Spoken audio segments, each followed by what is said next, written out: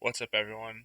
This video is going to be a sneak peek at our advanced lineup optimizer, which we are releasing this Sunday. So if you've used our previous lineup optimizer before, you can see that this is a completely revamped worksheet. We now have obviously the toggle bar here, which I'm going to talk about in a second, but we also have a strategy guide over here. The formatting of the worksheet is different. And then there should be a couple other new things once we do release it this Sunday.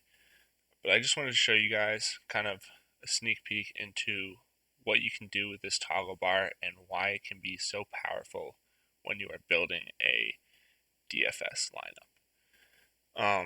So you can see we have 7 metrics here on the left, and what you're going to have the ability to do is exclude certain players from your lineup based on criteria that you set for yourself.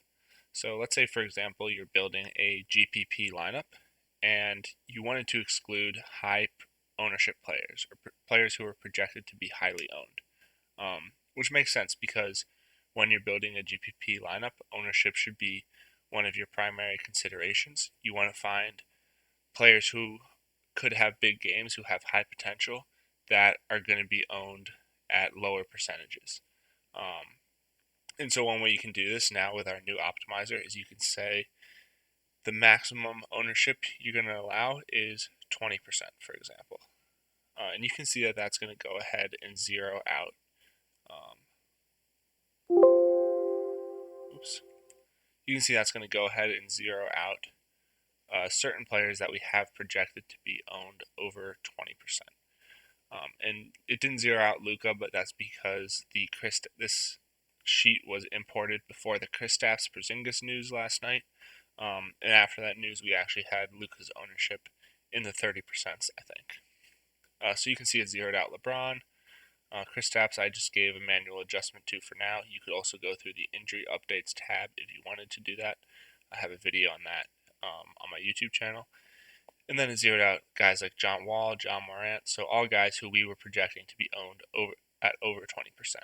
So if I want solve, I'm going to get a more low-owned lineup. But another way you can do it is, let's say I wanted to add a few more criteria before I solve for my optimal lineup, right? So let's say I wanted to add a potential rating, because if I'm building a GPP lineup, I probably want players who have a higher potential to have a big game. And what our potential rating does is it looks at the standard deviation of a player's scores. So how much are they deviating from their average score? And then it also looks at their top 3 maximum scores. So how high have their maximum scores been? And it creates a rating 1 through 100 of how likely they are to have a big game relative to their salary. And typically anything under 25 is very low potential. 25 through 75 is really that middle potential range. There's a lot of variation there. And then over 75 is really where you're going to find your extreme potential players. So for my GPP lineup, I'm just going to put in 40. I'm going to exclude any players who are under 40 potential rating because I just don't want them in my GPP lineup tonight. You could play around with the other ones if you wanted, like for example usage. If you're building a cash lineup, it might be very important to exclude players who have a low usage rate. Similarly, it might be important to exclude players who have a low minutes projection, because you don't want any exposure to players who are only projected to play 15 minutes, for example, in a cash lineup. But once you have those in, you could go ahead and hit solve.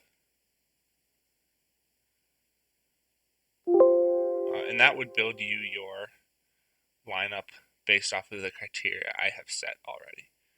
But one really interesting thing I think you can do is, and I mean, you might be saying to yourself, well, I don't want to build my cash lineup only with players under 20%. I want to have a few guys who are locked in there no matter what, even if they're going to be highly owned.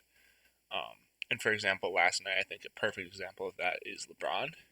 And he was our player spotlight last night, even though we knew he was going to be highly owned. I think we had him at 25, 26%, and ended up being even higher than that. And I think that's just kind of an example of there are certain nights where you need to play high owned players in your cash lineup and then build the rest of it with lower owned players. So you can go ahead and you can use our lock or exclude feature, and even though LeBron's projected for 0 points, by locking him in, he's going to be in your optimal lineup no matter what. So now I could go ahead and solve.